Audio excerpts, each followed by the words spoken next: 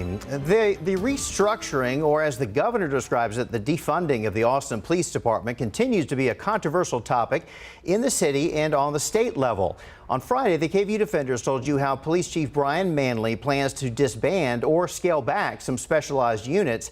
It's in response, he says, to the City Council's decision to cut $150 million from APD.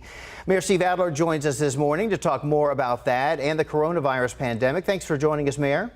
Good morning. Good to be with you. Thank you. Well, let's start with APD. Chief Manley says that he needs to put some of these cops who are in those specialized units back on the street patrol, which could mean, he says, disbanding park police, cutting a DWI task force in half, and maybe even dissolving a gang unit. That's a scary thought for people to hear. How do you respond to that?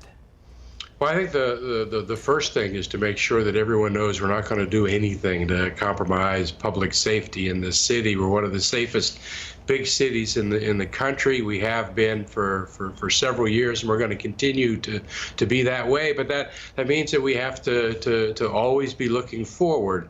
The police chief has floated a draft plan. The city manager tells me it's just that, a draft plan. I don't know that the ultimate plan will look like that. We set up a process to take a look at public safety generally. Policing is one part of that. It's a real important part of that. Our police do so many, a wonderful job in this city, an important job. But we're going to go through that process and take a look at what is the best way to make sure that we maintain the highest levels of public safety. And one of the things that the manager will be looking at is that draft plan. So as you say, it is a draft, so it's not etched in stone right now. But the fact of the matter is the budget does get rid of 150 now unfilled police positions. It also cancels 3 cadet classes and it cuts overtime. So what is the balance? How do you maintain that public safety without purging some of those very important units that we spoke of?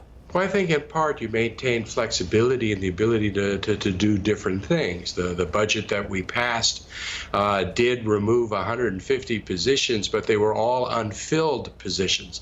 No officer's losing his job. No officer on the force right now is being taken off.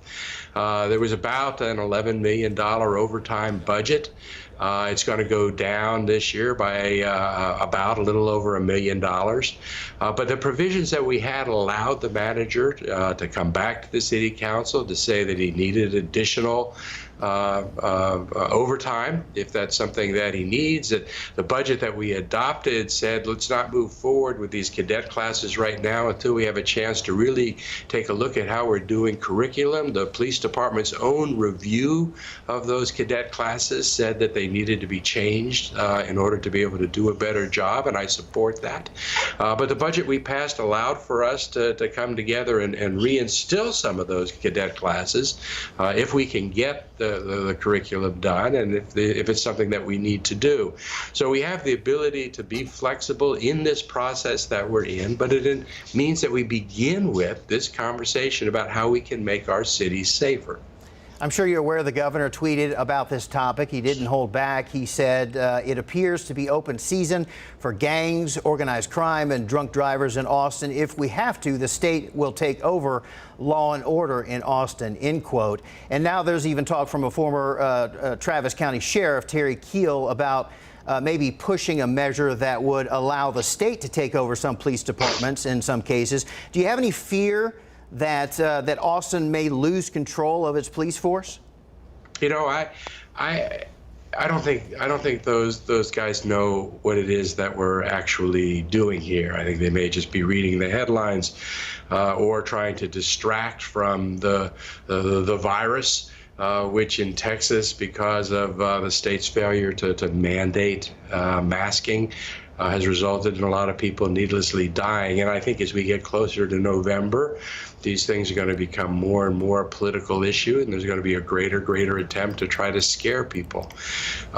We are laser focused on making sure that our city is safe. It is our highest and first priority, and we're going to stay focused on doing the job.